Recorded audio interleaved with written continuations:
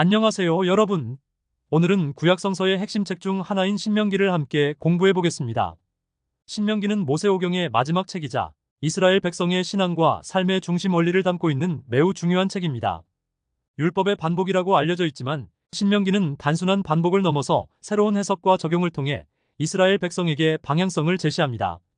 오늘은 이 책의 제목의 의미, 구조, 시대적 배경, 주요 신학적 메시지를 단계적으로 자세히 알아보겠습니다. 준비되셨죠? 1. 신명기의 제목과 의미. 먼저 신명기라는 이름의 유래와 의미를 살펴보겠습니다. 히브리 성서에서 신명기는 엘레하드바림이라는 제목으로 시작합니다. 이 표현은 이것들은 말씀드리다라는 뜻인데요. 모세가 하나님의 말씀을 이스라엘 백성에게 직접 선포한 내용을 담고 있다는 점과 잘 맞아떨어집니다. 그러나 70인역에서는 신명기를 듀테로노미온, 즉 제2의 율법이라는 뜻으로 번역했습니다. 이는 신명기 17장 18절에 이 율법책을 등사하여라는 구절을 잘못 해석한 데서 비롯되었습니다. 불가타역 역시 이를 받아들여 데우테로노미움으로 번역했고, 이 명칭은 지금도 세계적으로 널리 사용되고 있습니다. 한글 성경에서 사용되는 신명기라는 이름은 한자로 명령을 되풀이하여 기록한다는 의미를 담고 있습니다. 이는 신명기가 이스라엘 백성에게 하나님의 명령을 되새기고 새롭게 적용하도록 촉구하는 책이라는 점과 잘 부합합니다. 하지만 신명기는 단순히 율법을 반복하는 책이 아닙니다.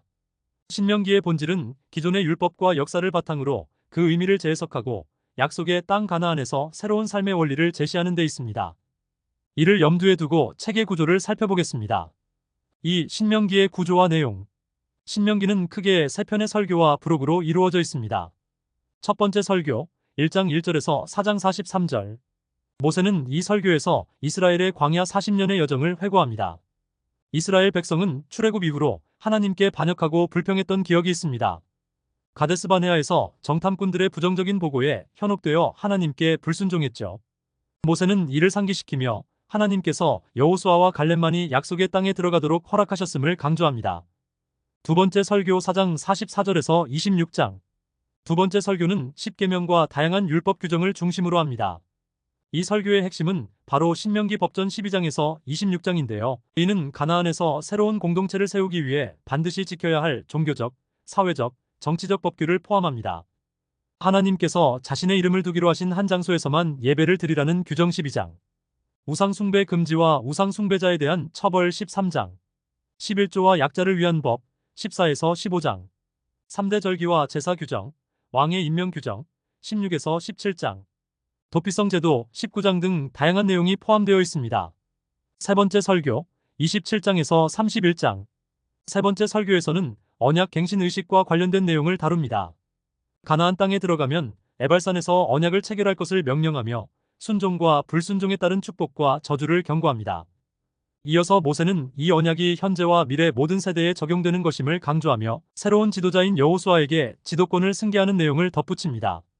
부록 32에서 34장. 부록에는 모세의 마지막 노래, 축복 기도, 그리고 그의 죽음이 기록되어 있습니다. 3. 신학적 메시지. 신명기는 단순히 율법책이 아닙니다. 신명기는 이스라엘 공동체의 정체성과 신앙적 원리를 새롭게 정의하며 여러 신학적 메시지를 담고 있습니다. 대표적인 주제를 몇 가지 살펴보겠습니다. 1. 배타적 야훼 숭배. 신명기는 가나안의 다신교적 환경을 염두에 두고 야훼 유일신 신앙을 강조합니다. 대표적인 구절이 바로 쇠마입니다. 쇠마는 너는 들으라.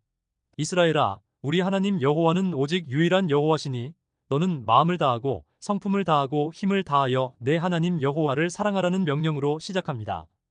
이 구절은 하나님 사랑의 본질을 정의하며 십계명과도 맥락을 같이 합니다. 2. 제의 중앙화. 신명기는 예배 장소의 단일화, 즉 제의 중앙화를 강조합니다. 여호와께서 택하신 곳에서만 제사를 드리라는 명령은 예배의 정결함과 순수성을 유지하기 위한 것입니다. 이는 산당과 이방 종교의 영향을 막기 위한 조치였으며 이스라엘 신앙의 정체성을 확립하려는 목적을 가지고 있습니다. 3. 순종과 불순종의 신학. 신명기는 하나님의 말씀에 대한 순종과 불순종의 결과를 구체적으로 서술합니다. 순종, 풍성한 은혜와 축복. 불순종, 엄한 벌과 저주. 이 내용은 신명기의 핵심 메시지로 하나님과의 언약 관계에서 신앙과 행위의 중요성을 강조합니다. 4. 신학적 인도주의, 약자 보호. 신명기는 이상적인 공동체를 위한 사회적 약자 보호를 매우 강조합니다. 매 3년마다 소산의 11조를 나그네, 고아, 과부를 위해 사용. 7년마다 면제년 안식년을 시행하여 가난한 자들을 구제. 공정한 재판과 도피성 제도. 이러한 규정들은 하나님께서 이스라엘을 구원하신 은혜에 대한 응답으로 약자들을 돌보아야 한다는 신학적 원리를 강조합니다. 신명기는 율법의 책이면서도 이스라엘 공동체의 신앙과 삶을 새롭게 조명하는 책입니다. 이 책은 하나님의 말씀과 백성의 삶을 연결하며 오늘날 우리에게도 순종, 사랑, 그리고 약자 보호의 중요성을 일깨웁니다. 오늘 영상이 여러분의 신앙과 성경 이해에 깊은 도움이 되었기를 바랍니다.